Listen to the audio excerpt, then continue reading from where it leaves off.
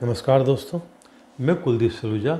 इस वीडियो में आपको बताऊंगा कि साउथ फेसिंग प्लाट पर एक तरफ खुली जगह छोड़कर भवन निर्माण कैसे किया जाए।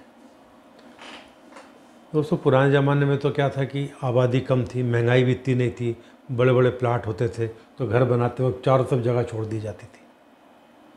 अब तो चार तरफ तो क्या, दो तरफ भी जगह छोड़ना मुश्किल है। तो एक तरफ भी जगह इसलिए छोड़ते हैं कि गवर्नमेंट्स के नाम्स होते हैं कि आपको अपने फ्रंट में इतनी जगह छोड़नी होगी, आंगन बनाना होगा। ठीक, तो साउथ फेसिंग ये south, north, east west, south east, south west, तो नैऋत्य कोण और आग्नेय कोण।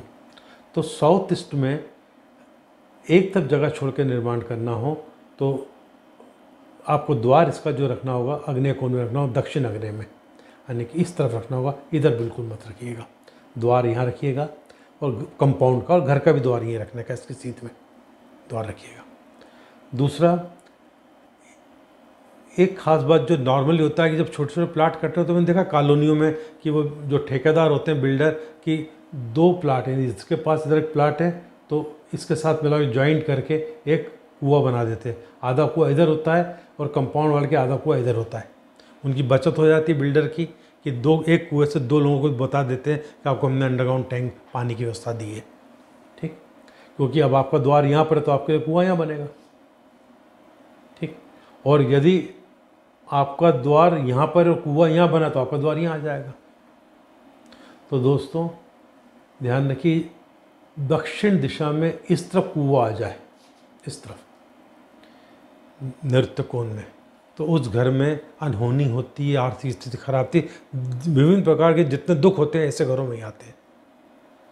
मेरे एक परिचित हैं जिनके यहाँ जवान बेटी की, जवान बेटे की मौत हुई और उनके वाइफ का स्वास्थ्य लंबे समय से, मतलब शादी कुछ समय बाद से ही आज तक खराब चल रहा है। हो गए 41 साल उनकी शादी को, पर दो जवान मौतें अपने घर में देखी इस दोष के कारण उन्होंने। बाकी एक दोष यहाँ भी है, ईशान कोण में देखिए यहाँ पर। तो और यदि उनने यहाँ द्वार रख दिया और यहाँ रखा तो आपके घर में कलह विवाद सब रहेंगे। आग्नेय कोण में कुआं आ गया तो, और द्वार यहाँ आ गया फिर वही स्थिति खराब। वो ये तो यम का द्वार है।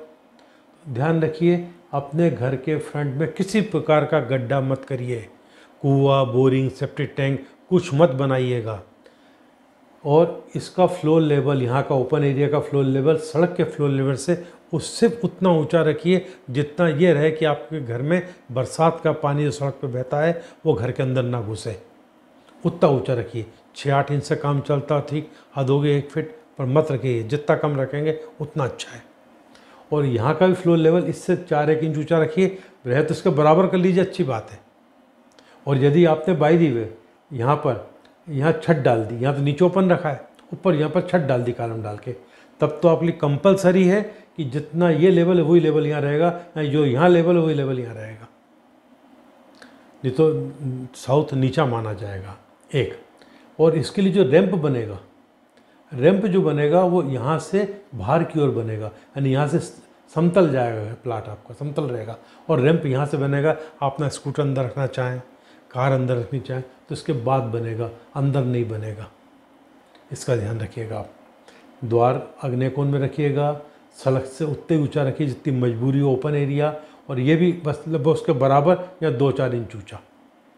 हाँ, एक और है, यदि आप चाहें तो पीछे की तरफ, मतलब करना चाहिए, समझदारी यही है, पीछे की तरफ नॉर्थ की तरफ आप 6 फीट की जगह छोड़कर इसको ओपन कर दें, इसको इससे भी नीचे कर दें, यानी 6-8 इंच, यानी लगभग 8 इंच, 10 इंच, 12 इंच, जितना भी आप कर सकते हैं इसको नीचा कर दें।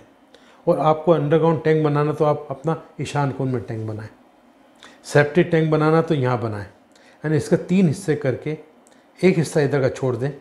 इन दो हिस्सों में अंडरग्राउंड टैंक हो गया, यानी कि कुआं हो गया, बोरिंग जो भी है, और साथ में सेप्टिक टैंक यहाँ बना लें, बनाना है तो। और इसको 6-8 इंच नीचा कर दें, 1 फीट नीचा कर दें, ये कर दें, तो दक्षिण मुखी प्लाट पर जो इस तरह का जो घर बनता है वो घर का वास्तु बहुत कुछ अच्छा हो जाता है। पर और आप ये नहीं छोड़ेंगे तो आपका जीवन बहुत सामान्य बीतेगा। यदि आपने इसको समतल रखा, ये ऐसा ही है, और आपने गड्ढा वड्ढा नहीं बनाया, तो भी आपका जीवन सामान्य रहेगा, बहुत तरक्की नहीं हो पाएगी। पर आपने यदि पीछे ऐसा कर दिया तो निश्चित मानिए जीवन में तरक्की अच्छी होगी। तो दोस्तों, चारों दिशाओं में जो घर छोड़ के बनाते हैं उसका वास्तु तो बहुत ही अच्छा होता है, यदि वास्तु अनुकूल बनाया जाए। पर वास्तु के जो सिद्धांत मैंने बताए, जो बातें समझाई हैं, उनका भी आप पालन कर लेंगे तो यहाँ पर भी आप तरक्की कर सकेंगे, आपके बच्चे तरक्की करेंगे और आप सुखी जीवन बिता सकते हैं। नमस्कार।